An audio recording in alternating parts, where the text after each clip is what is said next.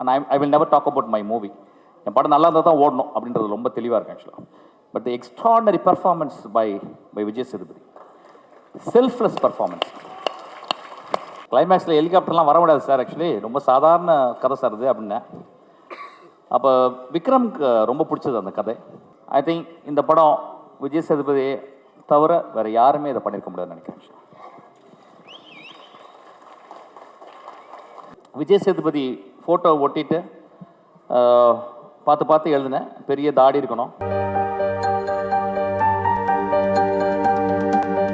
அதுக்குள்ளே நான் வந்து அதை ஃபில்அப் பண்ணிக்கிறேன் ஆக்சுவலாக.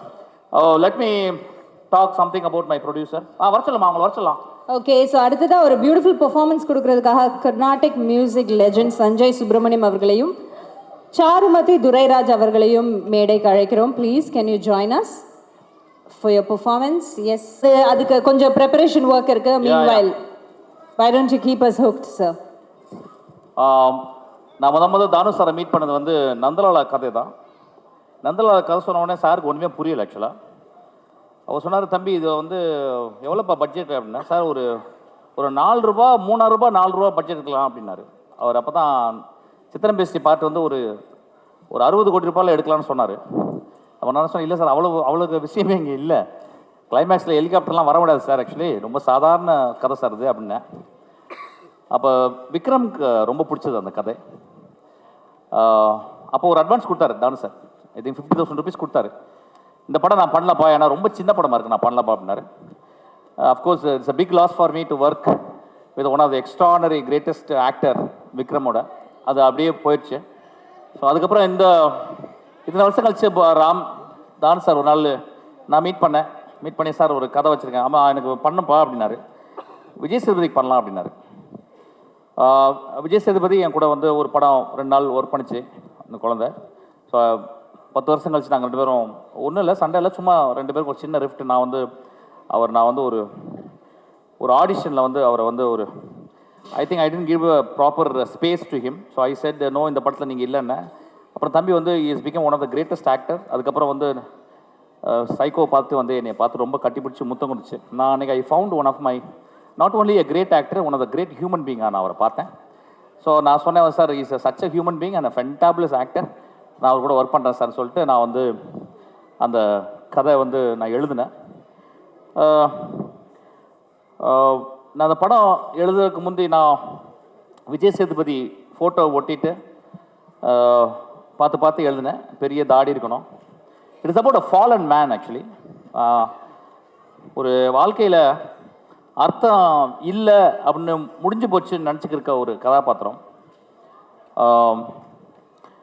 என்னதான் ஒரு ரைட்டர் எழுதினாலும், என்னதான் ஒரு ப்ரொடியூசர் காசு போட்டு, என்னதான் எல்லா டெக்னீஷியன்ஸும் ஒர்க் பண்ணாலும், அதை ஃப்ரண்ட்டில் அதை ப்ரெசன்ட் பண்ண போகிற ஒரு பர்சனாலிட்டி தான் ஆக்டர். ஐ திங்க் இந்த படம் விஜய் சேதுபதியை தவிர வேறு யாருமே இதை பண்ணியிருக்க முடியாதுன்னு நினைக்கிறேன். அது எப்படி சொல்லலாம்னா, அவனுக்கு ஒரு அப்போ கமல் சார் பண்ணியிருக்க முடியாதா? கமல் சார் பண்ணியிருக்க முடியாது. அப்போ வேற யாராவது பெரிய ஆக்டர் அமீர் கான் பண்ண முடியாதா? அமீர் கான் பண்ண முடியாது. ஏன்னா when something is written for one person and the person comes inside, I think Vijay Sethupathi வந்து ஒரு பெரிய எரிமலை மாதிரி ஆக்சுவலி. there are places, நான் இப்போ திரும்பி அந்த படம் பார்க்கும்போது, இந்த படம் வந்து நான் நல்லா இருக்கிற படம்னு சொல்ல வரல, நான் வந்து என் படத்தை பற்றி பெரிய படம்லாம் பேச வரல. I am talking about one great technician. நீங்கள் படம் பார்த்து நல்லா இல்லைன்னா செருப்பக்கல் அடிங்க, அதை பற்றி பரவாயில்ல. I am talking about one great technician. I am not talking about my movie and I will never talk about my movie. என் படம் நல்லா இருந்தால் தான் ஓடணும் அப்படின்றது ரொம்ப தெளிவாக இருக்கு ஆக்சுவலாக. But the extraordinary performance by Vijay Sethupathi, selfless performance. I will never forget. நான் லைஃப்பில் வந்து ஒரு லாரன்ஸ் ஒலிவியே அல்லது வந்து ஒரு மிஃபுனே அல்லது ஒரு சோய்மின் சிக் அவங்களெலாம் ஒர்க் பண்ண முடியல. But I work with Vijay Sethupathi. அப்போ நான் யோசிச்சு பார்த்தேன், ஒரு கலைஞன், ஒரு ஆக்டர்னா என்ன அப்படின்னா ஸ்பண்டானிட்டி. உடனடியாக ஒரு இதயத்துலேருந்து ஒன்று வரும், அதுதான் ஃபஸ்ட்டு டேக். நான் அந்த படத்தில் வந்து விஜய் சேதுபதிக்கு ஐ திங்க் 2 டேக் கூட போகல, எந்த ஷார்ட்டுமே நான் 2 டேக் போகல, ஒரே டேக் தான். எக்ஸ்பிளைன் பண்ணுவோம், ஸ்பேஸ் கொடுப்பேன், தம்பி வந்து நிற்கும், கிரகிச்சிக்கும், அப்படியே நிற்கும். நான் கேமராவில் சொல்லுவேன் எனக்கு வந்து நான் பிளாக் பண்ண மாட்டேன். Because I think Fowzia was so grace enough to give me a chance to be a second unit cameraman actually. So நான் கேப்சர் பண்ணும்போது நான் ஆக்டர்கிட்ட இன்ஸ்ட்ரக்ஷனே கொடுக்க மாட்டேன். நான் சொல்லுவேன் நீங்கள் ஒன்று பண்ணுங்கள், நான் ரிஹர்சலும் பண்ண மாட்டேன். ஏன்னா அந்த ஸ்பேஸ் எனக்கு சின்ன ஸ்பேஸு, அது ஒரு ட்ரெயினை நீங்கள் டிஃபைன் பண்ணால் 24 இன்ச்சு தான் ஆக்சுவலி.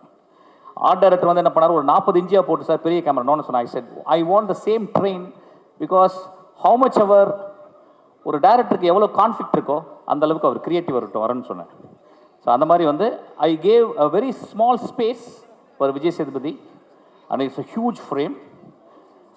அவர் வந்து அதுக்குள்ளே அவர் பண்ணது, அதை நான் கேப்சர் பண்ணது, it was a delightful experience for my life. I work with many actors, many great actors like Nasser and few actors, Narain, all. But I would rate, I would say that in my life I have done one of the extraordinary experience of being a part of Vijay Sethupathi. ஒரு நான் அந்த க்ரூவில் நான் வந்து அவருக்கு வந்து instruction கொடுத்துருக்கேன். I am very proud of that Vijay Sethupathi. Thank you so much. Thank you. And Thanu sir ரொம்ப நன்றி சார். படம் லேட் ஆச்சுன்னா ஒன்றுமே கவலை சார். இன்னும் 10 வருஷம் நீங்கள் லேட் பண்ணி தான் நான் கவலைப்பட மாட்டேன் சார். ஏன்னா எனக்கு தெரியும், I know that you love this film, love better than me what I love this film. நீங்கள் ரொம்ப அந்த நேசிச்சிங்க.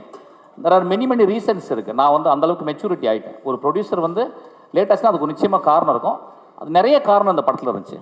இப்போ பிசாசு ப்ரொடியூசர் இங்கே உட்காந்துருக்காரு. பிசாசு படம் வரல, but I have done best job and he has gave me extraordinary space for me to work that best job. So அதனால் வந்து அந்த படம் வரும். அந்த படம் வராட்டினாலும் பரவாயில்ல, நான் அவருக்காக வெயிட் பண்ணுவேன். Nothing to talk bad about that. ஏன்னா சினிமா நான் அப்படி தான் பார்க்குறேன். சினிமா ஒரு ஆக்ஷனும் கட்டுக்குள்ளே தான் இருக்குது. கட்டுக்கு அப்புறம் செத்துடுறோம், கட்டுக்கு முன்னால் உயிரோட வெளியே வரோம் ஆக்சுவலாக. So thank you so much sir. நான் காலத்துட்டு கும்பிட்டுக்கிறேன். எனக்கு எந்த ஒரு பிரச்சனையும் நீங்கள் கொடுக்கல. ஒரு நாளைக்கு 3 தடவை ஆஃபீஸ்க்கு வருவேங்க. உங்களை மாதிரி ஒரு ரொம்ப வருஷத்துக்கு அப்புறம் இளையராஜா மாதிரி ஒரு பெரிய சுறுசுறுப்பான ஒரு மனிதரை பார்க்குறேன். You are big inspiration for me sir. Thank you so much.